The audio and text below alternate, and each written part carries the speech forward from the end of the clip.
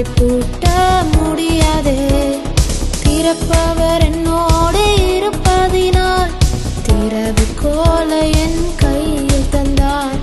திறப்பவர் என்னோடு இருப்பதினால் திறவுகோலை என் கையில் தந்தார். எஸ்தர் 9வது அதிகாரம் அதனுடைய 1வது வசனத்தினுடைய கடைசி பகுதி, காரியம் மாறுதலாய் முடிந்தது.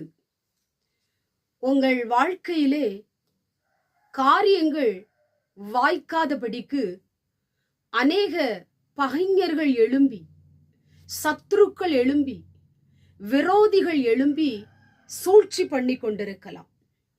இன்றைக்கும் உங்க வாழ்க்கையிலே சூழ்ச்சி பண்ணின காரியங்கள், எதிர்மறையான காரியங்கள், தோற்று போன காரியங்கள், உங்களை சஞ்சலப்படுத்தி கொண்டிருக்கிற காரியங்கள் எல்லாம் நன்மையாய் மாறுதலாய் முடியும்படி ஆண்டவர் உங்களுக்கு அற்புதம் செய்ய போகிறார்.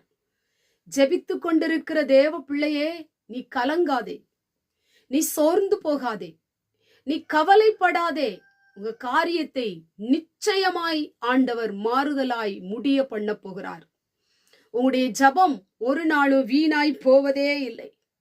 யார் சூழ்ச்சி பண்ணினாலும், யார் தடுத்து போட்டாலும், யார் நடக்க கூடாது என்று சொல்லி சிந்தித்து கொண்டிருந்தாலும் அவருடைய எண்ணங்களையும் சிந்தனைகளையும் நிர்மூலமாக்கி தேவன் உங்க காரியங்களை நன்மையாய் மாறுதலாய் ஆசீர்வாதமாய் முடிய பண்ண போகிறார்.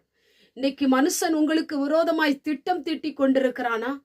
உங்க வாழ்க்கையிலே உங்களுக்கு வரவேண்டிய ஆசீர்வாதத்தை தடுத்து கொண்டிருக்கிறானா? உங்களுக்கு நடக்க வேண்டிய காரியங்களை தடுத்து உங்க வாழ்க்கையில சோர்வுகளையும் மன சஞ்சலத்தையும் மனபாரங்களையும் கொடுத்து கொண்டிருக்கிறானா? எதை குறித்து நீங்க பயப்படாதீங்க. கர்த்தராகிய தேவன் உங்கள் நடுவிலே இருக்கிறார். இஸ்ரவேலின் தேவனாகிய கர்த்தர் உங்களுக்கு ஜெயத்தை கொடுக்கிறவரா இருக்கிறார். மனுஷனை நினைத்து புலம்பாதே, கர்த்தரை நோக்கி பாருங்கள். அவர் இந்த நாளில் கூட இந்த வசனத்தின் மூலமாய் எதிரிட்டு வந்த மனுஷனுடைய சூழ்ச்சிகள், பகைஞர்கள் மேற்கொள்ளாதபடிக்கு உங்க காரியத்தை ஆண்டவர் மாறுதலாய் முடிய பண்ணுவார். நிச்சயமாய் உங்க வாழ்க்கையிலே அற்புதம் நடக்கும். தேவன் உங்கள் பக்கத்திலே நின்று உங்களுக்கு உதவி செய்து உங்களை ஆசீர்வதிப்பார். கண்களை மூடி ஜெபம் பண்ணுவோம்.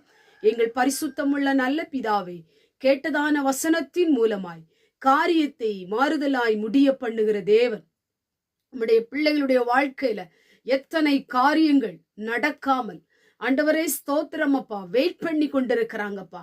அது உங்களுடைய வாழ்க்கையிலே நடக்கும்படி மாறுதலாய் கர்த்தர் மாற்றி கொடுக்க போகிற தயவுக்காய் ஸ்தோத்திரம். இயேசுவின் மூலம் ஜெபிக்கிறோம் பிதாவே, ஆமென்.